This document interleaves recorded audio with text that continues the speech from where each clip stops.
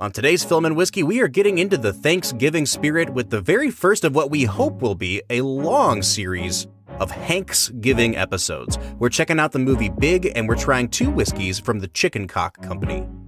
That's all ahead on Film and Whiskey.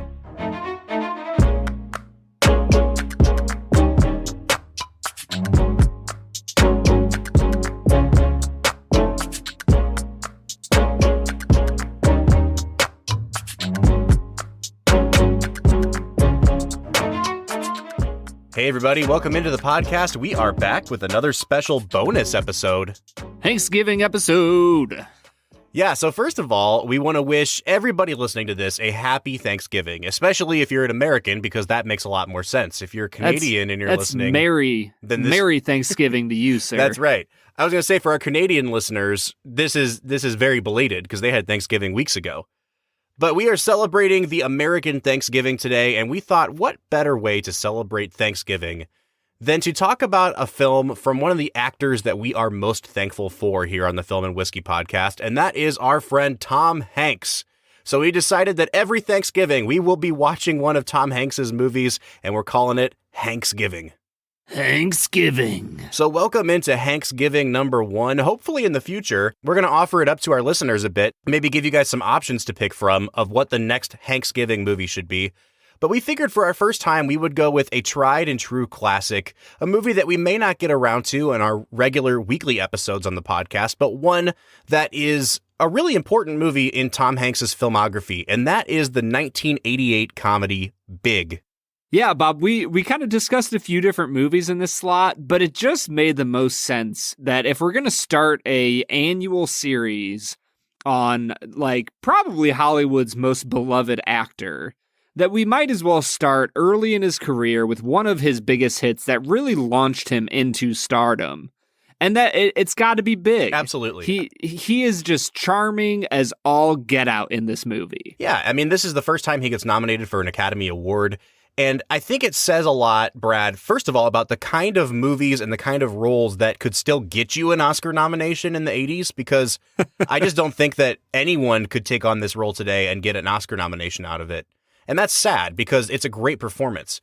But again, secondly, I think it also shows just how much Tom Hanks brings to this role. And I was noticing it just in little tiny things that they would do in this movie, where, you know, you could have gone out and gotten a better comedic actor, maybe. Not to say that Tom Hanks is a bad comedic actor, but you could have had a guy that really leaned into it and hammed it up a bit. You could have even just gotten somebody like a Michael Keaton, who I think is a phenomenal actor and who Tom Hanks was kind of competing against for a lot of these roles in the 1980s. I think it's a completely different movie. This movie does not work without Tom Hanks in the lead role. The way they set up Josh Baskin, the main character in this film, is as a lovable 13-year-old, kind of roguish but caring character who's, you know, a little bit shy, and he's not super outgoing, and he's whenever he's around adults or a cute girl, he kind of clams up a little bit, and he's endearing in that way. And so when he becomes an adult, you needed somebody who could convince you that they were still 13 years old at heart. Right. And I think that's the key to why Tom Hanks was so good in this role, is because throughout the entire movie, not only do you believe that he's a 13-year-old, but when he starts to make the transition to thinking like an adult, you can almost feel the loss of childhood in the way Hanks represents Josh. Yeah, for sure. And Brad, I do want to key in on just one element of what you're saying here, and that is that there are a lot of actors who could convincingly, you know, replicate the mannerisms of a 12 or 13-year-old, who can really lean into the more comedic elements of feeling awkward around girls or, you know, pretending to act like a little kid. And Tom Hanks has a couple moments like that in this movie. But the reason that this performance works and the reason that the movie works is because more than that, he is able to convey and project this sense of real, pure intention and innocence that you never doubt for a second that this person that you're watching, like you said, not only is only 12 or 13 years old at heart, but that he earnestly is a good person at heart, and that he can convince you that he has the innocence of a 12 or 13-year-old and isn't just a grown man pretending to act like a child. Right, and you see that in the way that Josh interacts with money throughout the film, that even as he makes money and becomes like a pretty well-off adult living in a massive 50-foot ceiling New York apartment, like, even with all of that kind of money, he still stays pure in his tastes and his desires and what he wants to enjoy out of life. And so you just find yourself absolutely charmed by not only, Hanks in this movie, but by the movie itself. Yeah. Well, Brad, before we go any further, this is going to be basically an abbreviated version of what we do in our weekly episodes. And so that means that we want a really quick explanation when it comes to the plot of this movie, and who better to turn to than our friend Brad G. So, Brad, 2 questions. Number 1, had you ever seen this movie before? And number 2, Yes. Can you explain it to our audience? Why, yes, Bob, I can do both of those things. I have seen the movie Oh, before. good. I didn't know that. Okay, cool. Yeah. I think I've seen it maybe once before when I was in like college or something, maybe late high school. Mm-hmm. So I remember enjoying the film. I thought it was really fun and charming. And I think I can do a fantastic job of explaining it because it's a pretty simple film. Absolutely. There's not like a massive amount going on. In Big, you have Tom Hanks playing a young boy named Josh Baskin, who is constantly kind of reminded of the fact that he's young and that he's not confident enough and he's not big enough. And so when he has the opportunity to make a wish in front of a old arcade style game called Zoltar Speaks, he wishes that he was big. And the next morning he wakes up as Tom Hanks. And from here on out, you kind of see some crazy things happen. His mom thinks that he's been kidnapped. And so Hanks runs away from home, and with the help of his best friend, he finds a place to live in downtown New York City. In looking for jobs, he finds a computer job entering data at a toy company. And while at the toy company, he runs into the boss a few times, and the boss recognizes his aptitude for understanding toys and promotes him to be a vice president of such and such development team, or whatever it is. And so he basically starts testing toys and giving insight onto what kids like. And he rises very quickly in this company, makes all sorts of money. He falls in love with another one of the vice presidents at the company, who she kind of helps him along his way. And you slowly see him start to lose his sense of childhood identity and fall into the world of being an adult. And so there's a conflict that he has to decide, do I want to be a kid or do I want to stay as an adult? And at the end of the film, he finds another Zoltar Speaks machine, wishes to be a kid again, and returns to his home and returns to his childhood. Boom. There it is. That's the movie Big. Well, thank you for that, Brad. I appreciate that breakdown of the movie. For anyone who hasn't seen it before, this movie did become a huge, huge success. As we said, Tom Hanks was nominated for an Academy Award. This movie was also nominated for an Oscar for Best Screenplay. And I do want to go back to a comment that I made a little bit earlier, Brad, where I was talking about the kinds of movies that would get nominated for an Oscar. I just don't think that Hollywood really leans into making movies like this anymore. There's a very specific, subgenre of movies from the late 80s, early 90s that I think fall into the kind of tone that this movie goes for, where it's like, it's a comedy, it's meant to be a comedy, but it's also completely unironically trying to pull for your heartstrings. And it's trying very hard to get you to go see it with your 40-something-year-old mom. And then when you leave, she says, that was cute. You know what I mean? It's going for the 40-something woman to call it cute demographic. And I think about this movie. I think about Mrs. Doubtfire, I think falls right into this. I think Home Alone falls right into this. And I don't think we can go much further without talking about the director of this movie, Penny Marshall, who was in some ways kind of the queen of this kind of movie. We've done a Penny Marshall movie on the podcast before when we did Awakenings. A couple years after this, she would go on to do A League of Their Own, which I also think kind of has some of the same elements as this movie does. And I guess I'm just wondering, Brad, do you see movies like this being made anymore, where it's just it's it's set out to be a lighthearted, don't take us too seriously, but also we're completely earnest kind of movie. I mean, I think every once in a while you see things like this, but honestly, I haven't seen them for a while. Honestly, I think something like The Rookie from Disney back in like 2002 or 3, like that might be one of the few movies that it's just a standalone, fun, charming little movie that's not trying to be anything bigger than what it is. You know what I mean? Absolutely. And so it's hard to find those movies because they don't really have a lot of income potential. I'm sure that if I saw Big in 1988, I might see it twice, but you're not going to get tons and tons of repeat customers. It's not going to be able to be turned into a franchise. It's not like little kid enough to draw in the little kids to see it 30 times, but it's also not like big or bad enough to draw adults to see it multiple times. So like, what's the point of making movies like this, Bob? Yeah, I mean, I guess you do kind of bring up a good question, which is like, who is the target audience for this movie? And that's not to say that I don't think they absolutely nail it, because I think they do. This movie is just super entertaining and I think appeals to a really broad audience. And I will also preface this by saying I think kids in the 80s were used to seeing more adult material in kids' movies than our kids are now.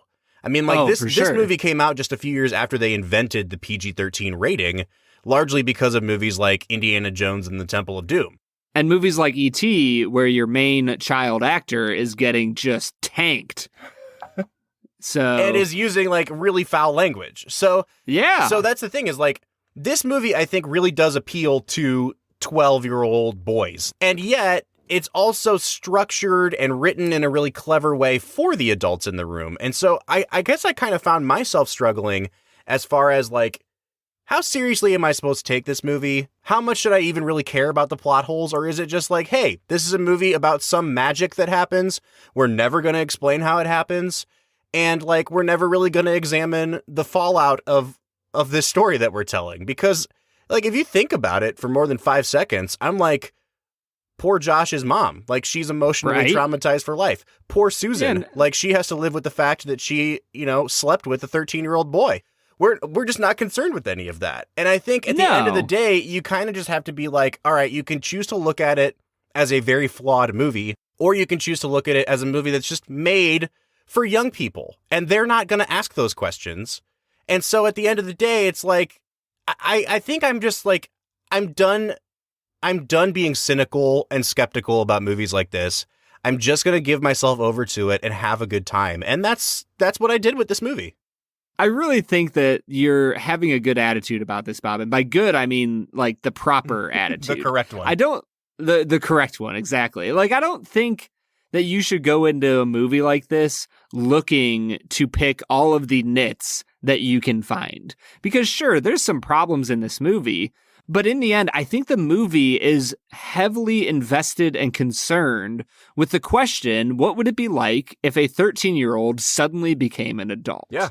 And yeah, Josh's mom probably is, traumatized for the rest of her life, but the movie isn't about her. It's not about Susan. It's about Josh and his experience becoming an adult, thrust into this world full of responsibility and headaches and issues, and how is he going to make it?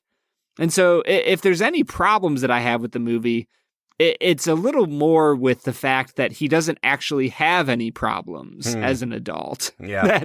that any of the problems he faces aren't really that big of an issue, and that he just kind of, it feels like a big old pitch meeting full of things that we need to get off his back about.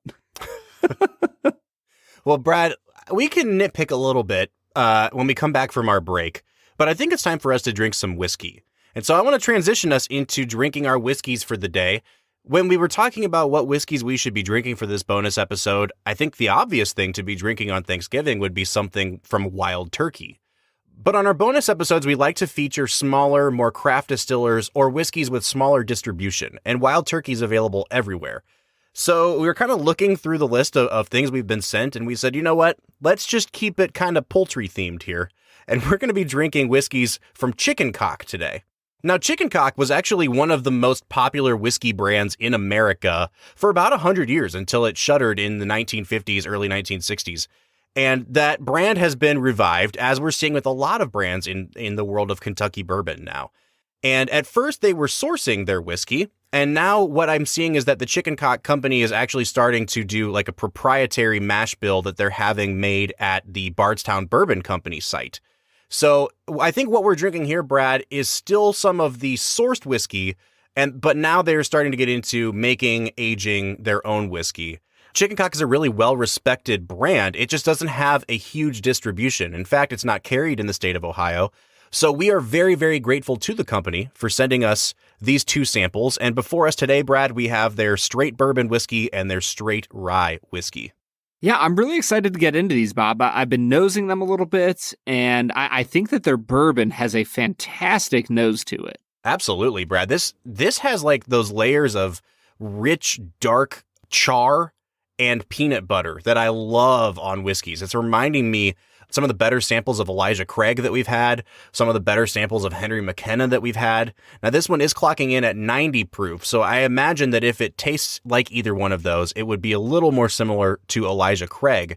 But it's this really beautiful, dark, nutty nose. Yeah, I feel like I took a whiff of this, and in my brain, I immediately went, man, it's been a while since we just had like a normal classic bourbon. Yes.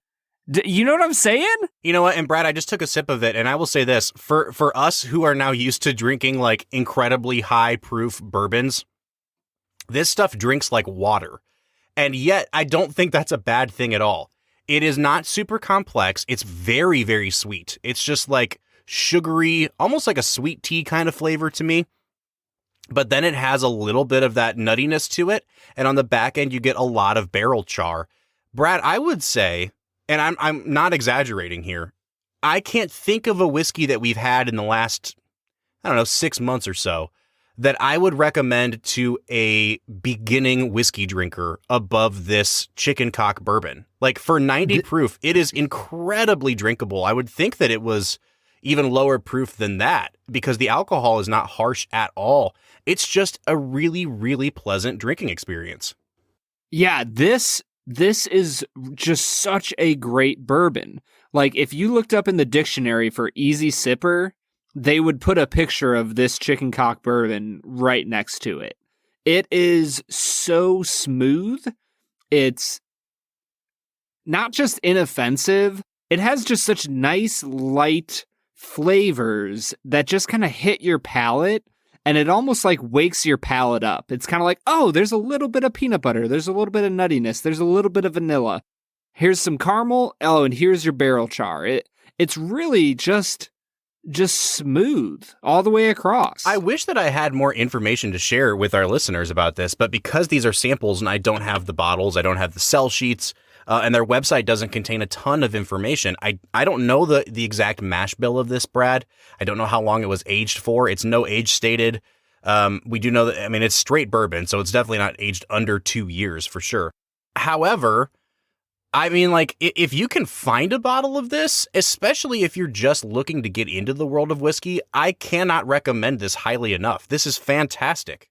Yeah, I would be curious to know the age statement, because when I move on to nosing the rye, I think I'm picking up a decently young whiskey. Would you say that's where it's at, Bob? You know what? I don't know if I would call this young or not, Brad. I'm sure that it probably is on the younger side, just given what the whiskey is, the fact that it is only 90 proof, things like that. But and I don't mean this in a bad way, but this has a nose that reminds me almost of bar soap. Like it has that kind of waxy floral note to it that reminds me of soap in a way. And again, that sounds like a terrible note to pick up on the nose. I don't mean that to be the case. What I'm saying is that I don't think it smells like flowers so much as it smells like a scented kind of hand soap or something like that. It's definitely incredibly floral in nature. I really, really like it. I can see how it might be coming across to you, Brad, as young grain. But for me, the grain isn't what's standing out here. It's that really dominant, strong, almost like rose water kind of scent to it. Yeah, it's an interesting nose. I'm getting that little bit of floralness. It definitely has a similar quality to the bourbon in that it has kind of a light, airy nose to it that's not pushing itself on my senses. If I wanted to be blunt about how this smells, Brad, like, it smells like old lady soap. Like, that's what it smells like to me. I hate to say it like that because I actually really enjoy the scent of this whiskey. But it just smells like the kind of soap that they would be marketing to, like, you know, the geriatric crowd.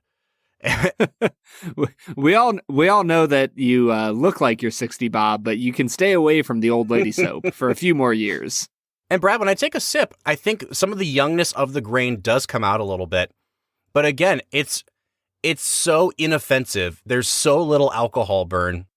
I think this one would be interesting to kind of offer to a new rye drinker because you get the flavor of the rye grain with very little burn. And I almost wonder if that's a good thing or a bad thing, Brad, because this drinks even more like water than the first one did. And I'm not saying I dislike it, but I think if you are anybody but an inexperienced whiskey drinker, I don't know if there's a lot here for you. Yeah, if I had to rank them, I think I would probably put the bourbon at like a 33 to 35 out of 50, like a really solid above average whiskey. I think I'd put the rye in like about 10 points less, like a 23 to 25. And see, like, I enjoy it. And I don't know if I would rate it that low because I don't think it's bad. I just think that it's kind of like the big of whiskeys. Like, it's definitely made for a certain crowd of people. And I think that if you're looking for like a big, bold, spicy, complex, barrel-proof rye, you're going to be wholly disappointed in this. But that doesn't mean that there isn't a group of people that this is perfect for. And I think especially like if you have someone in your life that doesn't drink rye or who hasn't been a rye drinker historically, this would be a really great entry point into ryes. Yeah, I think it's a solid rye. I guess when you just drink them back to back, I'm just sitting here going, man, their bourbon is like pretty daggone good. And I'm a little bit underwhelmed by their rye. But honestly, I think that Chicken Cock is onto something here. They're a fun little distillery. I'm very thankful that they would send us these samples, and I would heavily encourage you, go check their stuff out. They are giving you some impressive whiskey. Their bourbon, really, though, it's a great porch drinker, man. I think I'm going to hold on to this sample for a while. Yeah, I really like it a lot. Well, Brad, what do you say we get back into talking about the movie Big? Let's get to it.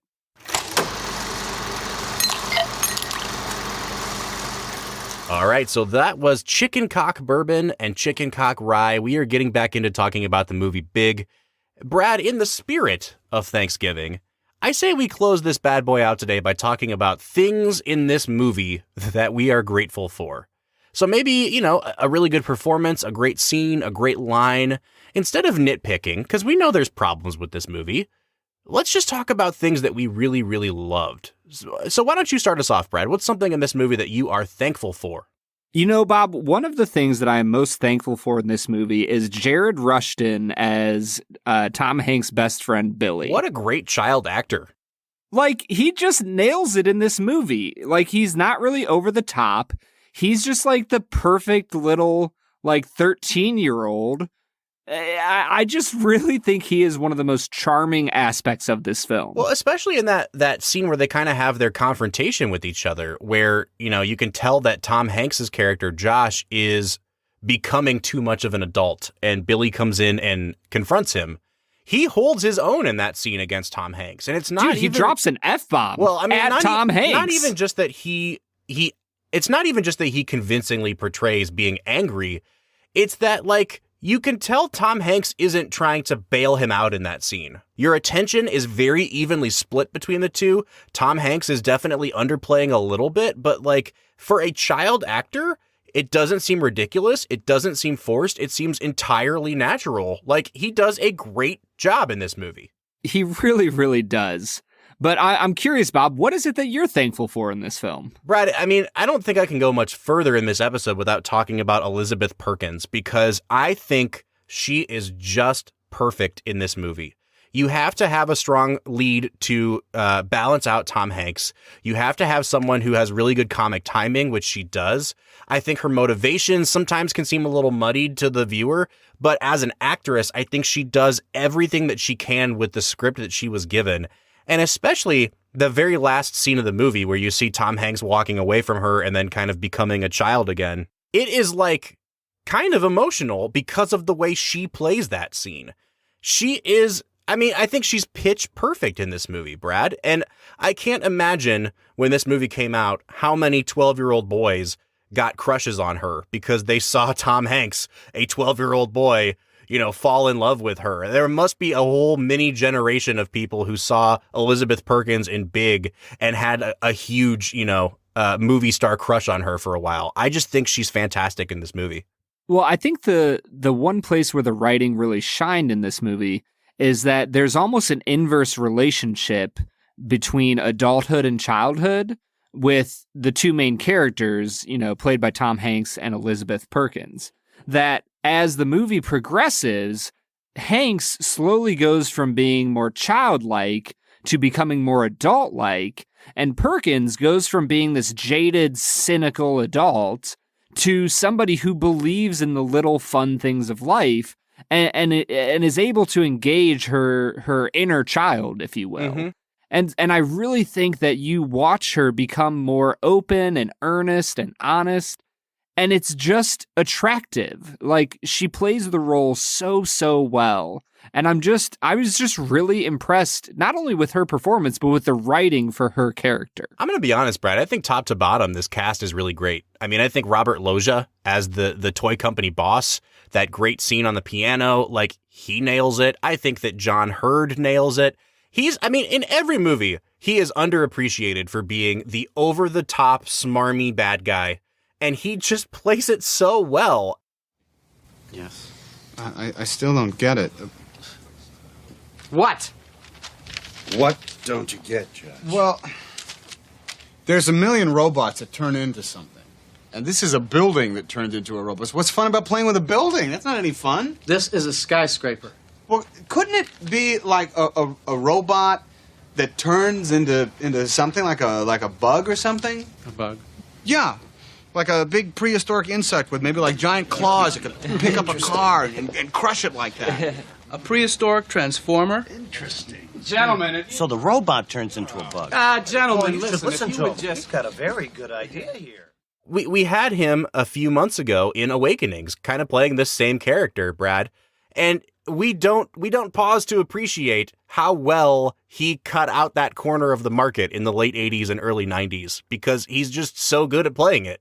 He really did. I will say, I was very confused by his relationship with Susan in the movie. Yeah. I was kind of like, I don't really know what's going on here. They kind of live together, but that was probably one of the only points of writing that I was not thankful for.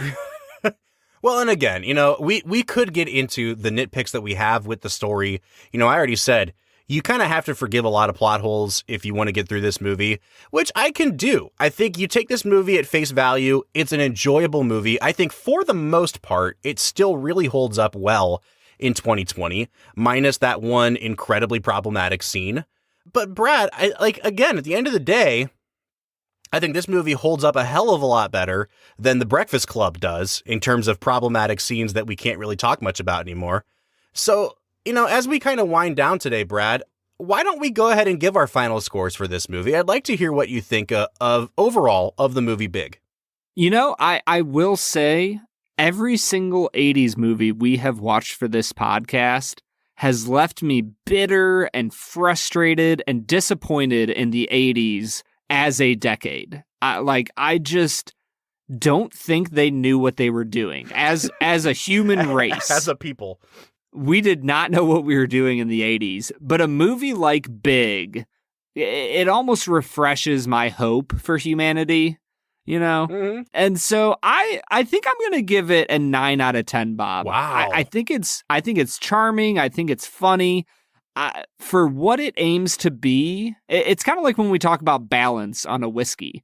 It works smoothly across all the areas. Is it a 10 out of 10 in any one area? No, not really. but it's so good in each area that I think I was leaning towards giving it an 8, probably an 8.5. But the balance score really brought me up. It just does all of the different things at like an 8.5 level that I'm going to give it a 9 out of 10 overall. Wow. Yeah, Brad, you know what? I think part of me wants to give it a 7. Part of me wants to give it a 7.5, but it's Thanksgiving. I'll give this movie an 8 out of 10. It's charming. It works. Tom Hanks is fantastic. You know, that one scene where he's first staying in the hotel overnight and he gets really scared and starts crying like a little kid.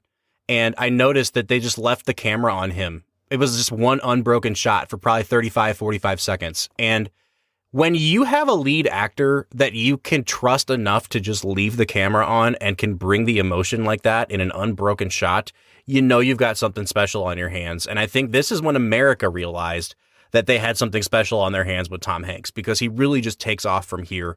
I am so excited, Brad, to continue to go through his filmography in the coming years with our Hanksgiving series.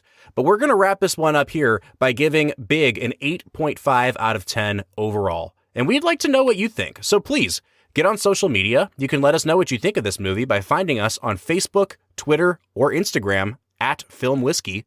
Or you can give us a phone call. Our phone number is 216-800-5923. Once again, that number is 216-800-5923. Or you can leave us a voicemail on our website, which can be found at anchor.fm/filmwhiskey. We'll be back on Monday with another regularly scheduled episode. But until then, from our households to yours, happy Thanksgiving. Thank you so much for listening.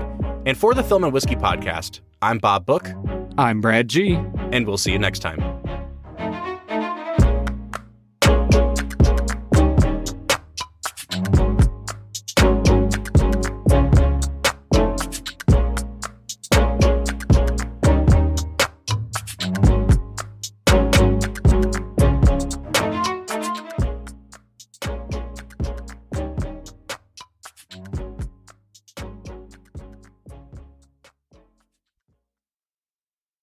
Film and Whiskey is produced, engineered, and edited by Bob Book and Brad G. And it's made possible from support from listeners like you. If you'd like to support the show, you can donate directly to us at our Anchor page, anchor.fm/filmwhiskey, where you can support the show for as little as $1 a month. Or if you'd like some perks, donate to our Patreon page. You can find us on patreon.com/filmwhiskey, where for as little as $3 a month, you'll receive benefits like membership to an exclusive Discord chat room, extended cuts of each episode, and early access to every Film and Whiskey episode. We want to say thank you again to our Patreon supporters, especially those sponsoring us at our highest viscosity level, and that includes our friends Corey Easterday, James Talbert, Austin Dupree, and Aperture Flash. We'll see you next week.